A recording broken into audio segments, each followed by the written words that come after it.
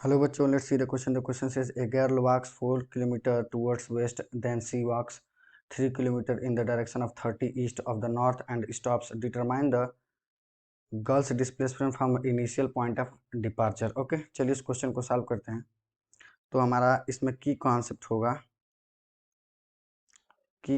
होगा हमारा value of cos 60 degree is equal to होता है 1/2 और वैल्यू ऑफ sin 60 ये होता है हमारा √3/2।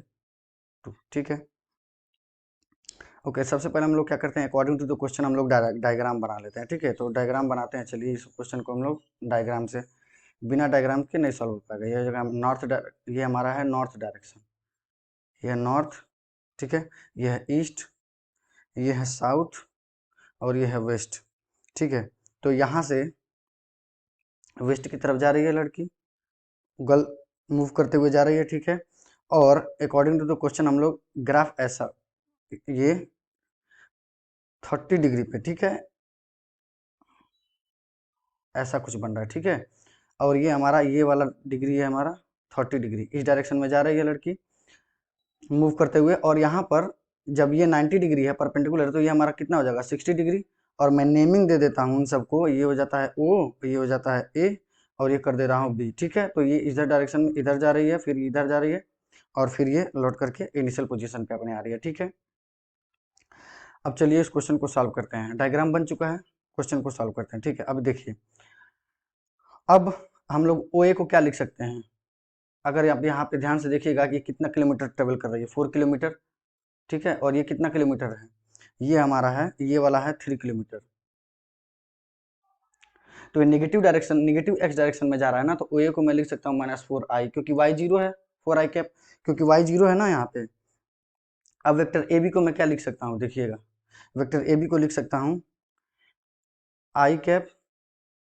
ठीक है, आई कैप और magnitude of vector A B into cos 60 degree. ठीक है, एक्स कंपोनेंट और वाई कंपोनेंट यहाँ पर लिख सकता हूँ मैं जे कैप,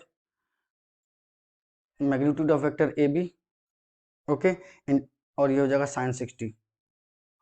अब vector A B equal to हमारे पास हो जाएगा, देखिए ये हमारा आई, ये हो जाएगा हमारा मैग्नीट्यूड कितना है इसका ए बी का, आई डायरेक्शन में, ये हमारे पास है 3, और ये हो जाएगा 1/2, और ये हो जाएगा आई कैप, और ये हो जाएगा जे, इसको लिख देते हैं लोग, इधर हमारा हो जाएगा 3 इंटू, ये हो जाएगा हमारे पास ए बी का मैग्नीट्यूड 3 है, और यहाँ पर हो जाएगा जो इसके वैल्यू हो जाएगा √3/2, और ये हो जाएगा जे कैप। ठीक है, तो ये हमारे पास टोटल आ रहा है 3/2 आई कैप, और ये 3√3/2 जे कैप। ठीक है, अब भाई हम लोग ट्रेंगल लॉ ऑफ एडिशन से लिख सकते हैं। देखिए, triangle law of addition, triangle law of addition से हम लोग लिख सकते हैं। देखिए, इस ट्रेंगल में हम लोग इसको देखिए, इस ट्रेंगल लॉ ऑफ एडिशन में हम लोग लिख सकते हैं ओ बी इक्वल टू